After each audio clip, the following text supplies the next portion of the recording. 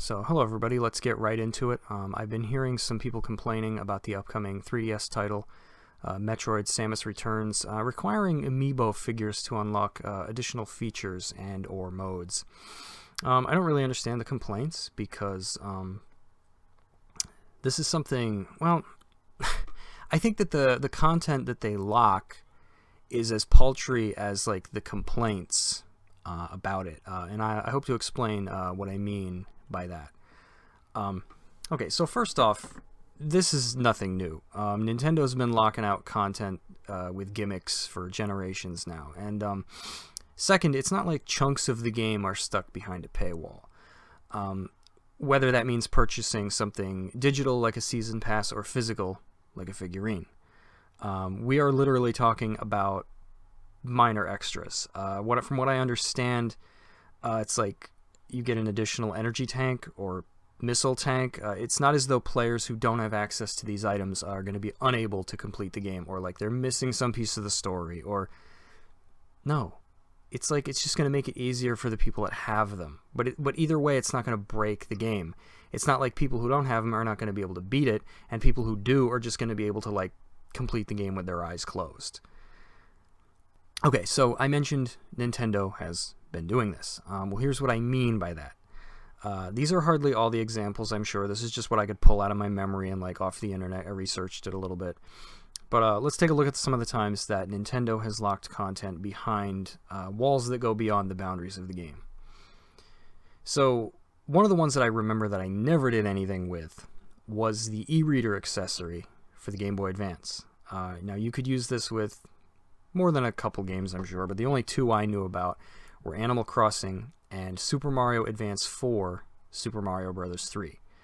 So in that game, if you had access to the e-reader, as well as the cards that went along with the game, the e-reader wasn't enough alone, you could unlock rewards like items. I think they just went right in your inventory and you could use them. There was like demo videos that showed you like how to beat a level, from what I understand. Again, I had to read this. I never had the accessory. So those things, they're not really worth it. But the one that is you could unlock additional levels, which was pretty cool because if you played Mario Bros. 3 on the NES, what was there was it. You couldn't add levels. There was nothing like that. So when you have this for Game Boy Advance, you're like, oh man, I want to get my hands on these extra levels. What are they? I have no idea. Never played any of them. So if you didn't have the e-reader and the cards, you missed out on that. I mentioned Animal Crossing for the GameCube. If you had the e-reader, which required the use of a Game Boy Advance, so you had to have that too, and you also needed to have the link cable that connected your Game Boy Advance to the GameCube. Again, the rewards, not really anything worth writing home about, but there were some things like NES games. You could unlock NES games in Animal Crossing. So if you didn't have the e-reader, you were out of luck. And another thing in Animal Crossing that you could do is if you had the link cable in a Game Boy Advance, you could go to an additional island. I think it was just called Advance Island. I don't know what it was. This one I actually got to use. And I think that on this island there was 2 NES games, I think, that you could unlock that you couldn't unlock any other way. So there was exclusive content there that you needed to have a Game Boy Advance and that link cable just to get your hands on. Moving along with the Game Boy Advance, The Legend of Zelda Wind Waker had the Tingle Tuner in it. If you had the Game Boy Advance and the link cable, when you were playing The Legend of Zelda the Wind Waker, you could use the Tingle Tuner, which I remember using this, but I don't remember all of its features. I think it just gave Link access to like a map of the area, a shop where he could give Tingle rupees in exchange for like a potion that restored your health. I think Tingle could also use bombs for a small fee. Now, the only perk there is you got access to bombs, in a manner of speaking, sooner. You could pay Tingle to bomb things. Hardly game-breaking, but you could get access to like 1 or 2 things before you were supposed to. And I think you could find statues that, once you discovered them, they appeared at Tingle's Tower. Again, so this was mostly like a cosmetic bit of content. Another Zelda game, this one's actually really interesting to me, The Legend of Zelda: The Oracle of Ages.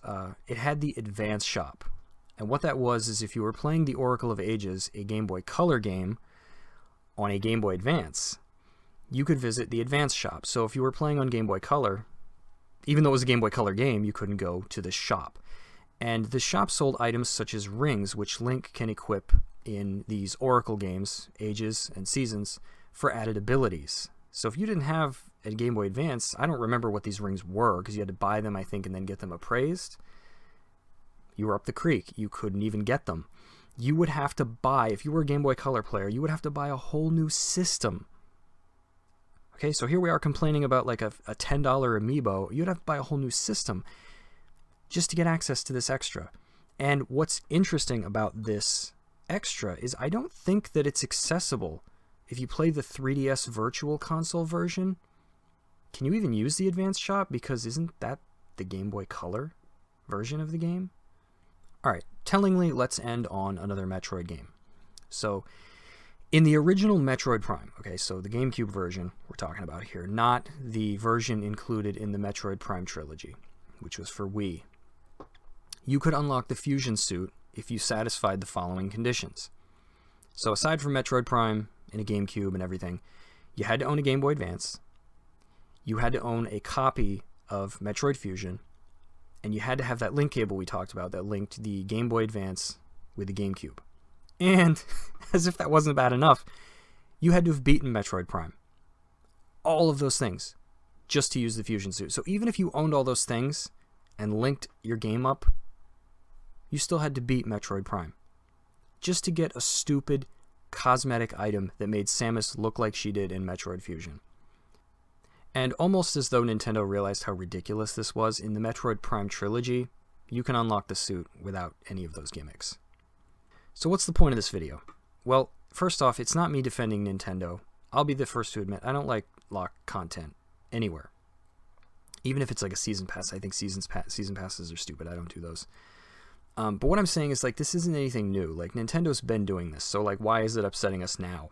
Plus, what is it when you're comparing like a $10 Amiibo figurine versus spending hundreds of dollars just to get 3 pieces of hardware together so you can link them up with your game just to unlock like some petty cosmetic item. I don't get it. So that seems like a fair trade to me. Like, I would rather buy an Amiibo than a whole other system and another game and a cable. I don't know.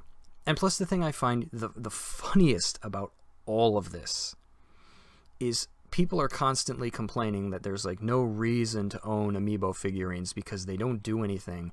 You link them up with a game and you get some stupid like colored outfit that it's not really worth buying the figurine.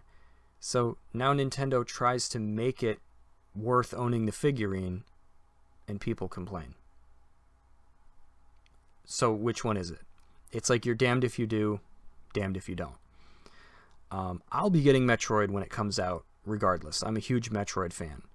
I probably won't bother with the Amiibo, but that's just because it's not my thing. It's not because I have anything against it. I just don't have the money to buy these little figurines. It's either the game or like 2 or 3 Amiibo. I can't do both. I only own one Amiibo, and that is Wolflink here. And that's just because it came with the Twilight Princess HD for Wii U. I didn't buy this. It came with the game. I've never used it. I guess you can use it in Breath of the Wild if you've beaten. I think you have to have beaten the Twilight Princess HD, which I have not beaten it because I beat that on GameCube. I beat that on Wii. I just wasn't ready to beat the game again. I just got it because it was a Zelda, and I'm a big Zelda fan. So what do you think about all this? Am I right? Am I wrong? Do you even care? I mean, let me know. And I'm no good at this whole ending videos thing, so I'll just say I'll see you next time.